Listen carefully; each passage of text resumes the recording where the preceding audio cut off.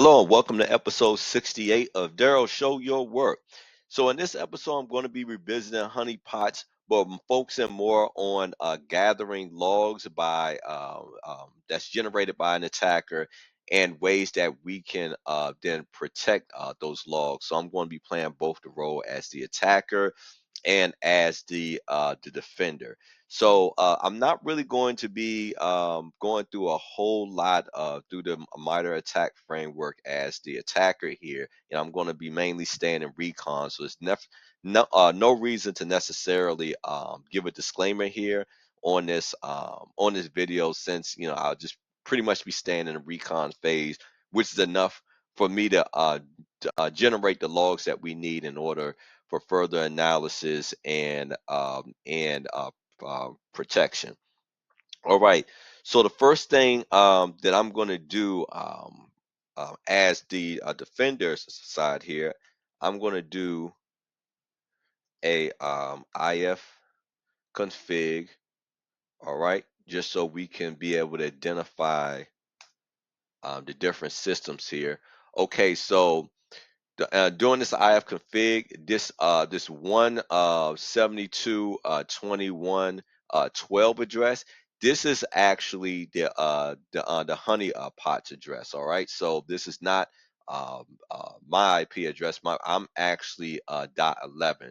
So, but this is our honeypot system that the attacker is going to be conducting a recon on, and been trying to generate different logs as far as exploiting different sort of open protocols that they find when doing their recon.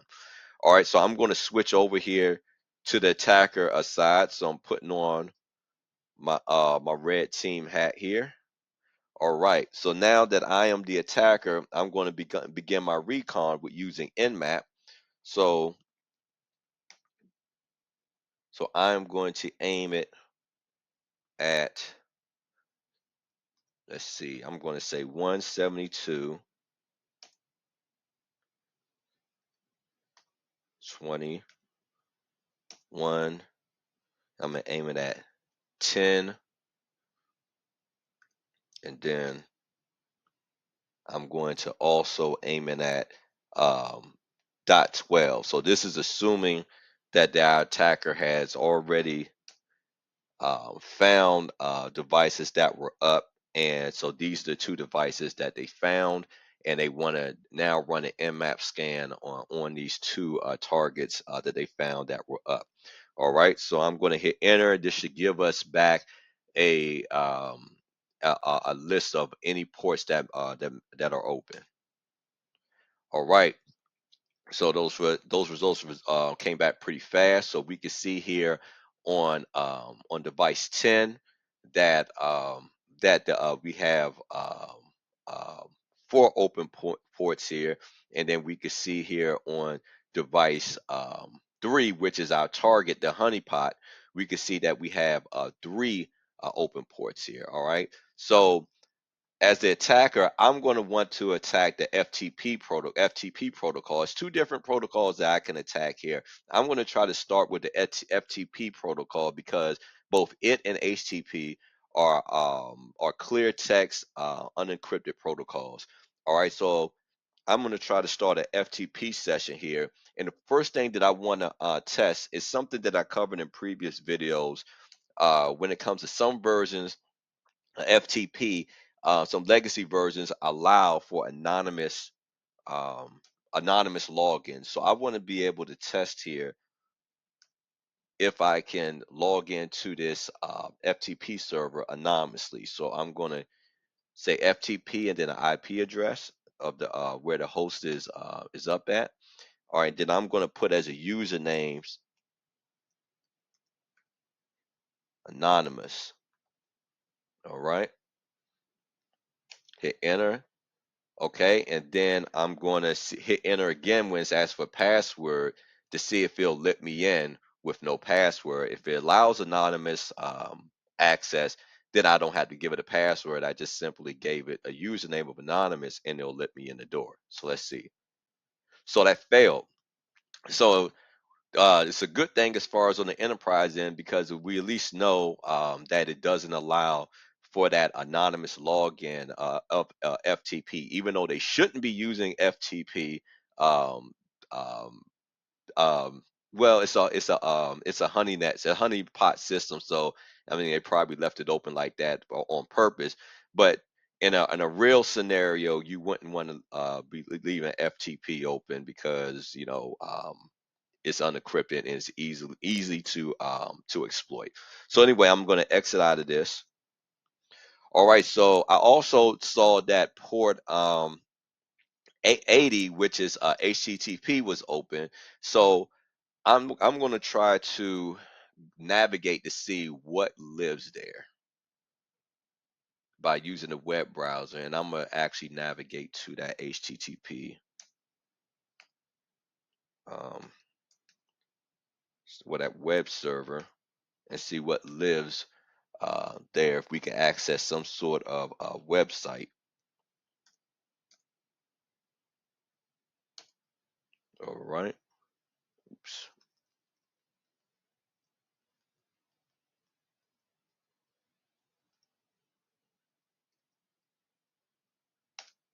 All right. All right. So that brings me to a basic web page here, which I do not have login credentials for. So I'm going to stop right here as the attacker, and I'm going to switch back here to the defender, because I've generated enough logs here for me to do some analysis. All right. So back on the defender side, now I want to be able to log into that honeypot to look at those logs and be able to see what it is that our potential attacker or intruder tried to do within our decoy system. All right. So in order for me to do that, I'm going to say SSH, which is the more secure alternative to FTP. I'm gonna say I'm gonna log in as root, and I'm gonna say at, and give it the IP address of our honeypot, 12. All right, and I'm going to specify the port, and it is up at port 2222. All right, I'm gonna say yes. Give it my password.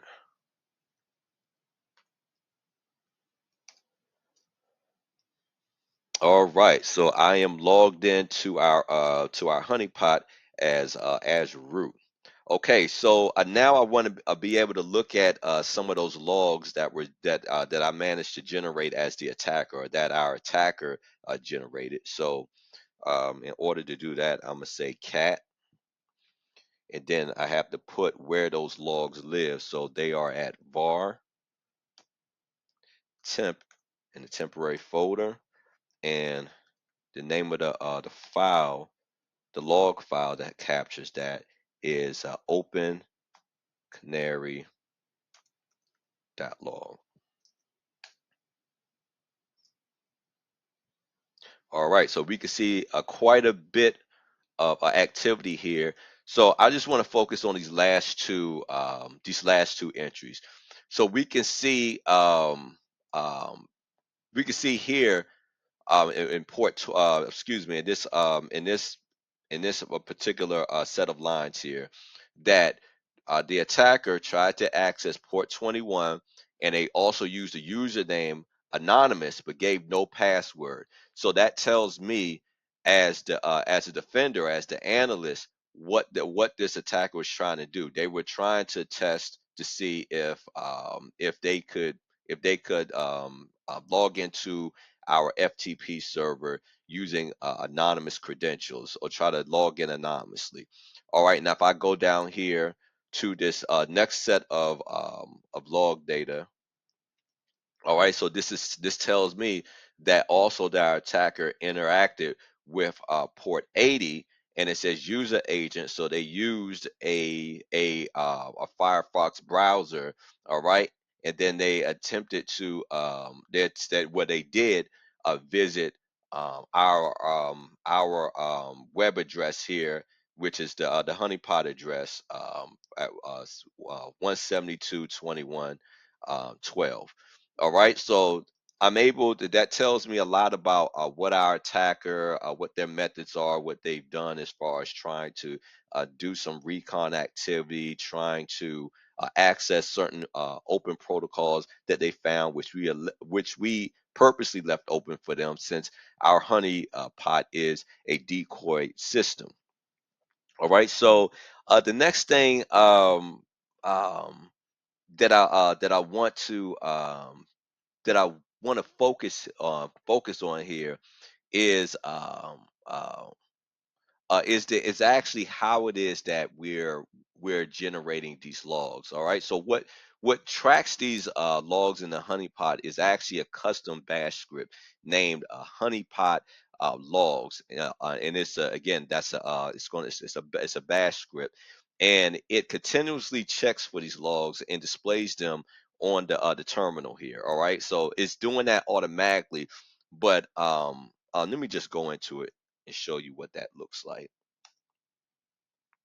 All right, so I'm gonna say cat honeypot underscore logs, and it's a shell script. Let's say pipe t tilde logs. All right, so this is gonna open up this the honeypot. It's not what it's just gonna give us the output of what that code looks like.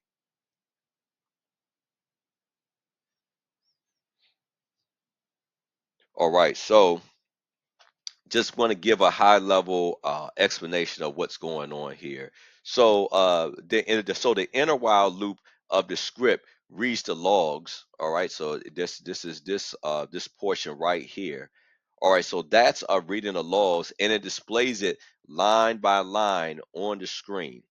And then the infinite loop represents this process. Excuse me, the infinite loop repeats this process continuously. All right, so that's generally what's going on with this line of code, and that's how it works.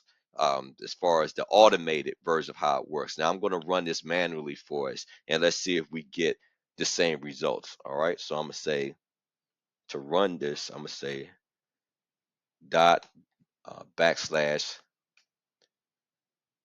honeypot underscore logs dot sh, and then I'm gonna give it the directory that our log file is located.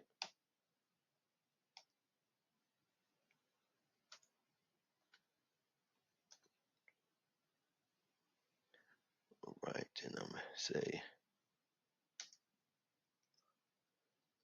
the t tilde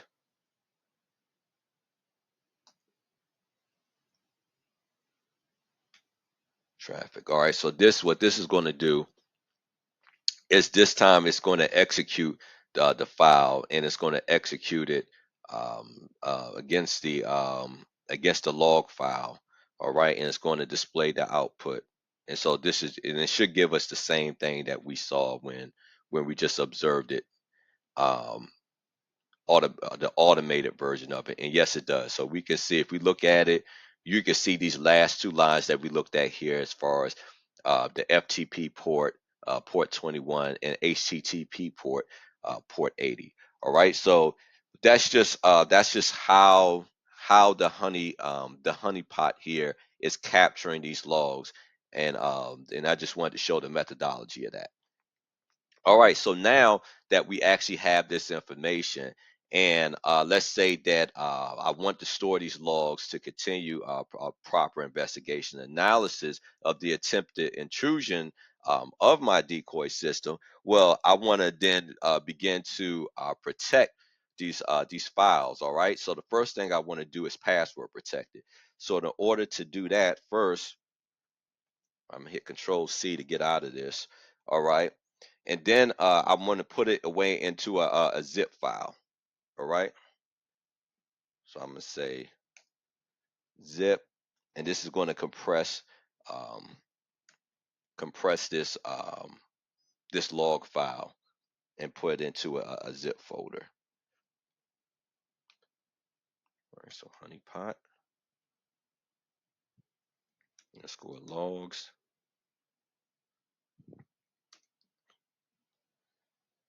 and I'll explain exactly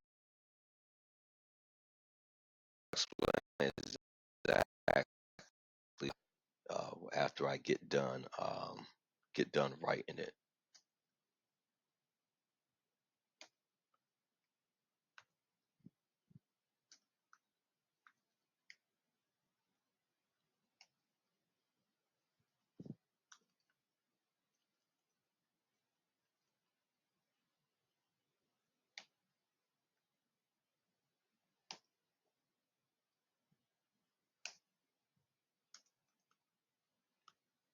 Okay. So again, what this line, this command line is going to do, it's going to compress the logs into a zip folder, and it's going to actually name it honeypot underscore logs dot zip. All right, so that's what's going on there. So I'm going to hit enter. All right, so it took everything that was in that directory, which was the log file, was specifically the log file, and it put it in that zip folder. All right, so now I want to exit out of my SSH session and go back to my local directory in my actual machine. All right, so I entered the remote connection there. All right, so the next thing that I want to do is, now that we have stored that log file in a zip folder, I want to be able to securely copy that from the honeypot to my local root directory.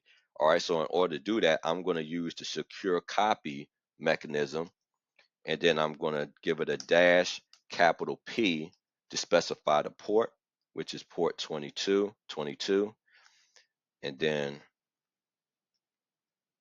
let me say root user 72.20.1.12, right, with the colon, root honeypot logs dot zip. All right, so again, just explain to you what's going on here. So again, this is to conduct a secure copy of the zip file from that 172.21.12 honeypot address to my local root directory at 172.21.20.1.11. So I didn't have to specify that latter part here. It's going to send it to me, since that's where I'm actually writing the command from. All right, I'm gonna do that. All right, let me see. It didn't like something that I wrote here, so let's see what it is that I screwed up on the command line. Let's see. 1222 root 20 12 root.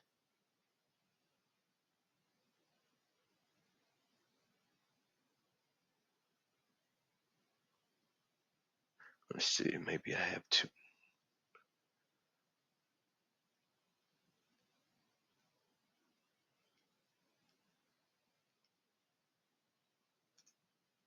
Oh, that's not it. Let's see. 22 root 172. That's the address.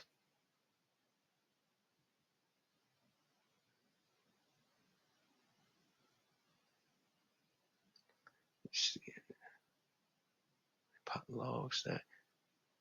Okay, let's try it one more time and see.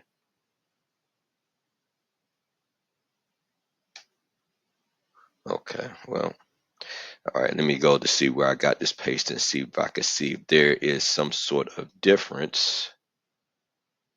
Give me a moment here.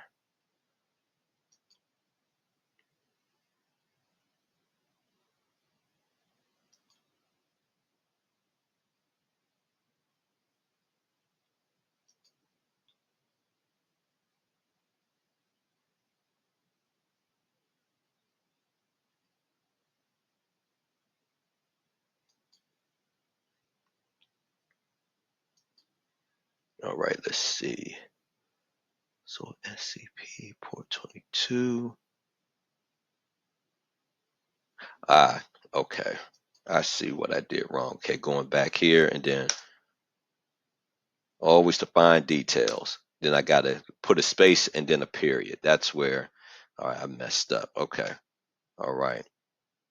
All right, now I have to give it my password.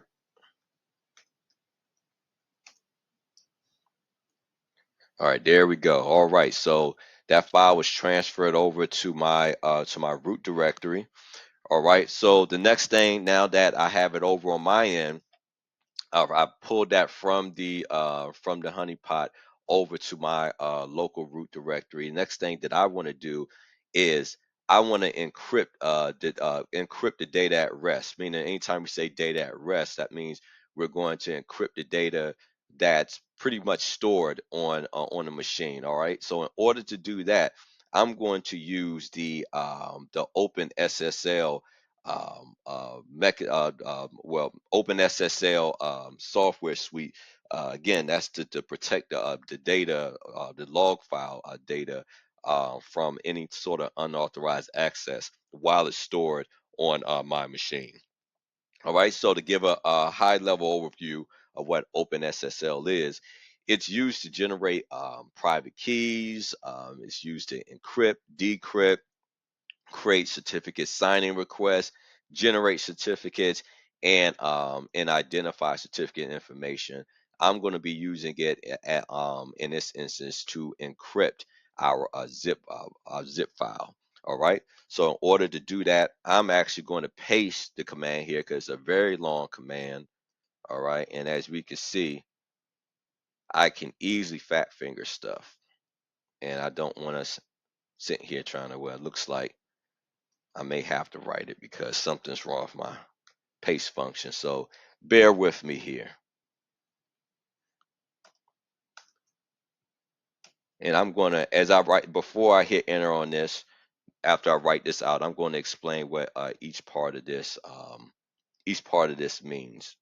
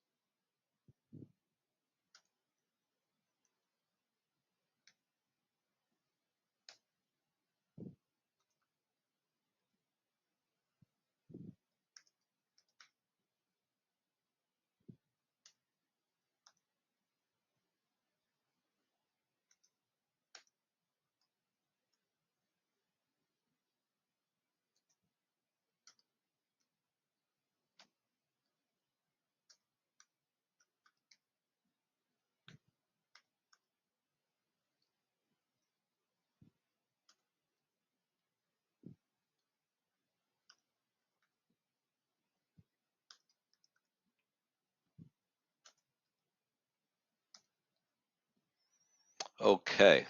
All right. So wasn't as bad as I thought. Anyway, just going each part of line each area of this line here. So of course we're using the OpenSSL utility. All right, and then I'm telling it that enc the hey encrypt. All right, and then over here, I'm saying I'm telling it which algorithm to use. All right. So in this case, I'm going to be using AES with a key length of 256 in CBC mode, in a cipher block mode. All right. And then moving over here to where we see this dash n flag. So this option, it's followed by the name of the file that's going to be encrypted. All right. So this is where this file is living here on my end. All right. And then this is where the output of that file, the file that we're going to that's going to encrypt, it's going to live in our directory as well, but it's going to rename it honeypot_logs.enc, as in encrypted. So we know that this is the encrypted version of our original zip file. All right. Hope I'm gonna hit enter here and hope that I did not fat finger anything. All right. Looks like I didn't. So I'm gonna give it my password here. All right. Let me see. I think I have a different password for this one. Yes, I do. All right. So,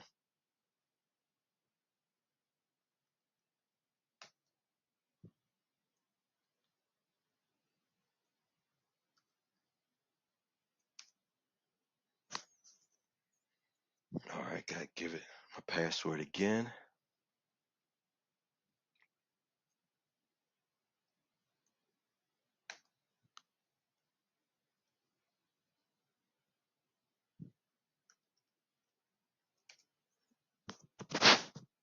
All right.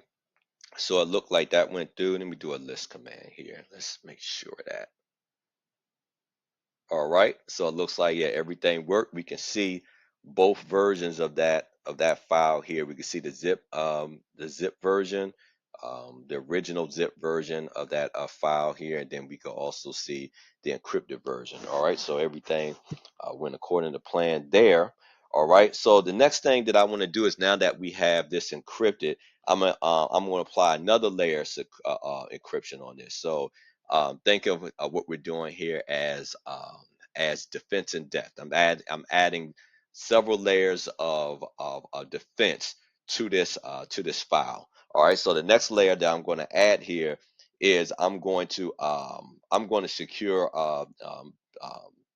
the password that I'm associating with this file in the password vault. All right. And I'm going to, in order to do that, I'm going to use a piece of software called KeePass. And what KeePass is, it's a free open source password manager that stores passwords in an encrypted database, and it's only accessible with one master key. All right. So in order to do that, I'm going to say, I have to say K, P, and then CLI. So that's short for KeePass command line interface. All right. And so again, what this is going to do is going to initialize a KeePass to store the password for encrypting the honeypot um, um, underscore logs.zip file. It's going to store it into a vault for us. All right. All right. So I'm going to hit enter there. All right. So now that I'm into the utility, now let's make a directory here. So I'm going to say make dir. All right, then I'm gonna call the directory backup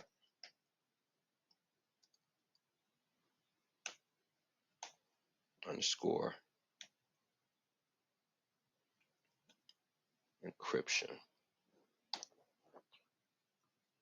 All right, so this is where we're going to store the passwords used for the encryption of that file. All right. All right, so the next thing I got to do, I have to actually change that directory. So I'm going to change over to our newly created directory.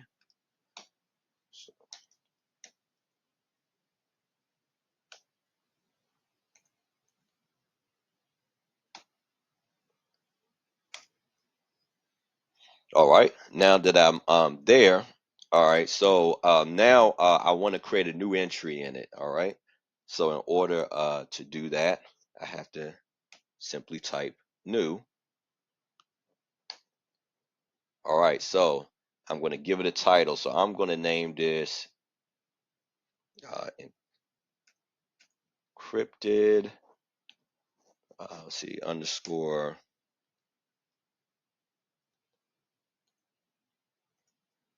honeypot, um, let's see, underscore logs. All right, simple enough. All right, we can skip username. All right, password. So I'm gonna hit one of these, and it's gonna automatically generate a password for me. All right, but we're not gonna be able to see that because Linux, they're not gonna show you the clear text a password. All right, so I'm gonna hit enter there. All right, in comments, let's see. I am going to write. Let's see. This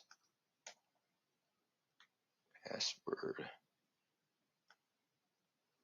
was used to encrypt the zipped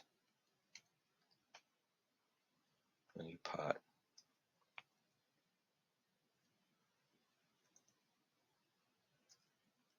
log file. All right, so that's for if anybody or myself or anybody comes across this, we know exactly that we're in the right file. We know that what this particular entry within the password vault is for. All right, so I'm gonna hit enter. All right, then I have to give it a period here and to get out of that. All right, all right. So all right, so now that I've already done that, now I actually need to store the credentials that I've just entered into here, and then it's going to write them into the KeePass database. So in order to do that, it's a pretty simple command.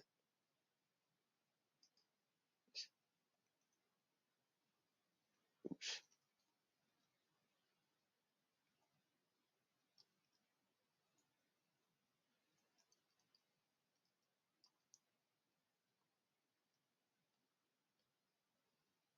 All right, save as.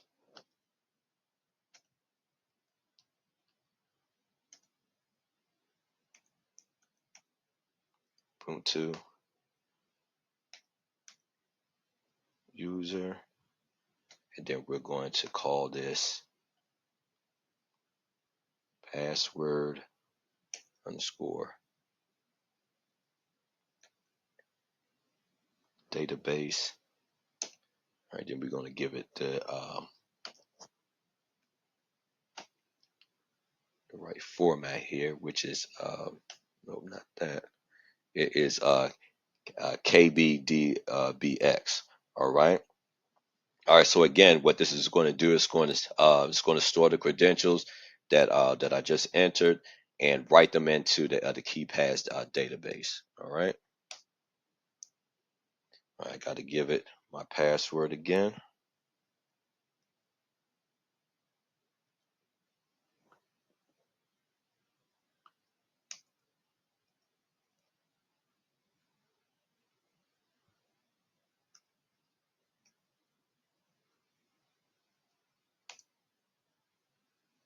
Let me see. That may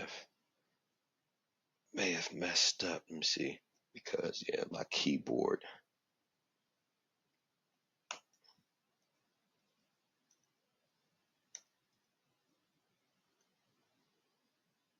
Yeah, it looked like that's not going to go because yeah. All right, let me try that. Hope my password don't screw up on me again.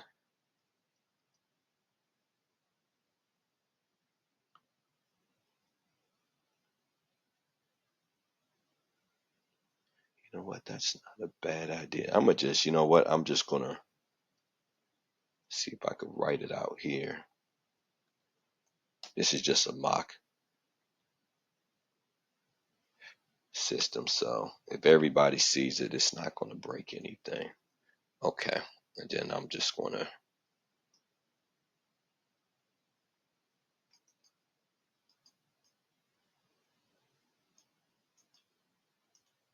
so the miscommunication here between my keyboard and Linux doesn't stall me. So I'm going to copy that. Okay. Okay, so let's try that again.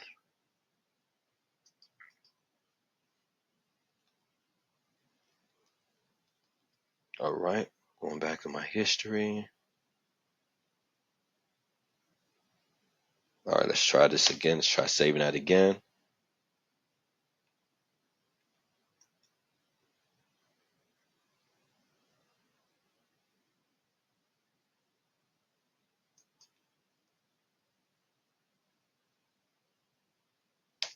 Okay.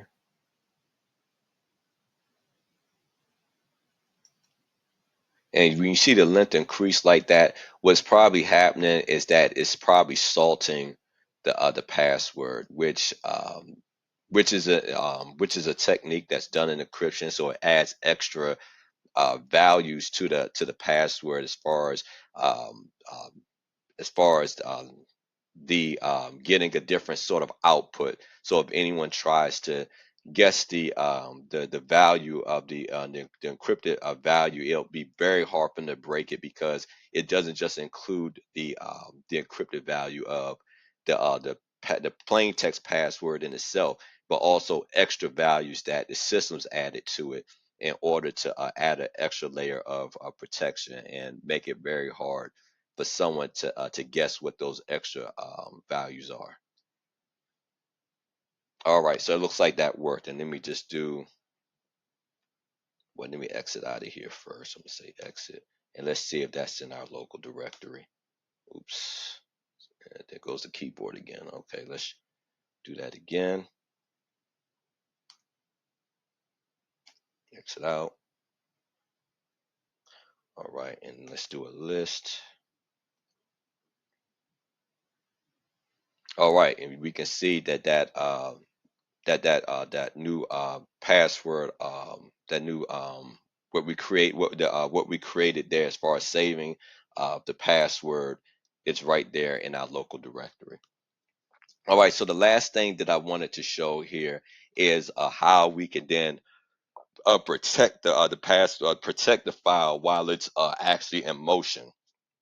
All right, so what I'm going to do is I'm going to also generate, adding another layer of defense here. I'm going to generate a hash value um, for our newly encrypted version of the zip file, and it's going to again protect the integrity of of those honeypot logs. So in order to do so, I'm going to say,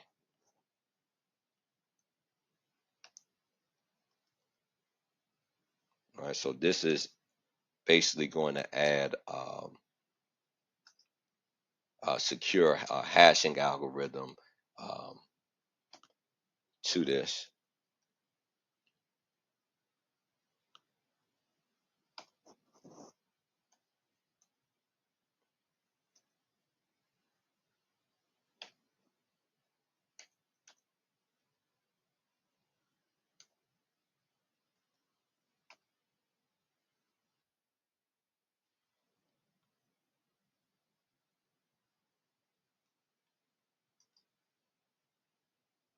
Give me a moment here.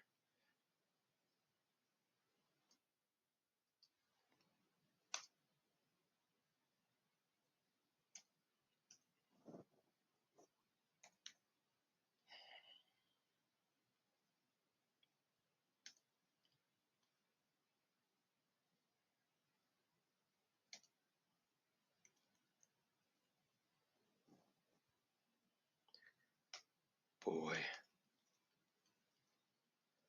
Sorry about my lab here. It's just acting up today.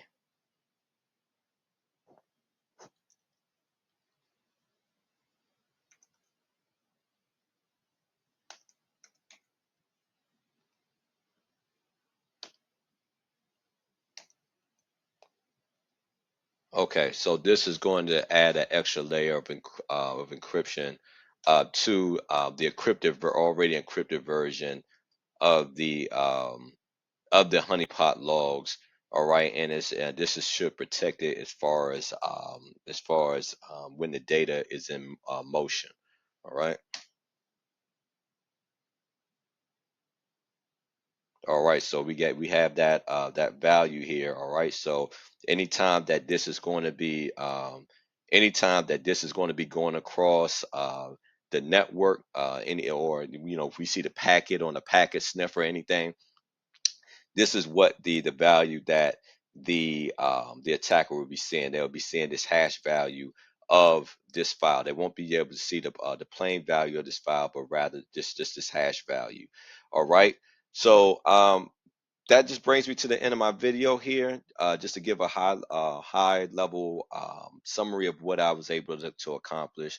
So first, I was able to generate those logs in our honeypot. I basically, as the attacker, I attempted to connect to the different recon, found the open ports with the honeypot system, the decoy system, and then found that port 21 and port 80 were open. Attempted and excuse me, an anonymous um, session to the FTP server. All right, that failed. So once that failed, I then attempted to access the whatever web page was being hosted by that decoy system.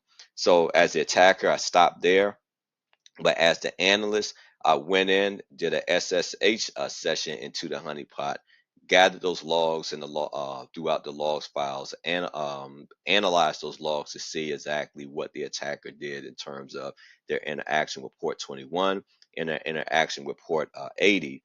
All right, and so I wanted to keep those logs just for further investigation and analysis in order to make sure that those logs, that their integrity and confidentiality stayed intact.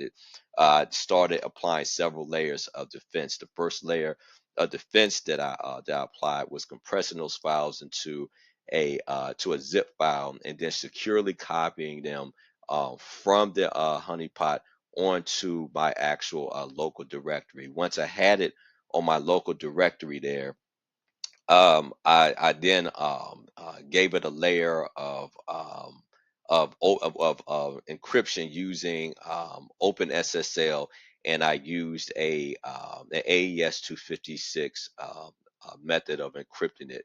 All right, and then once I did that, I used the KeePass um, um, password vault system that then take the password that's used to encrypt and unencrypt that the honey pot logs file.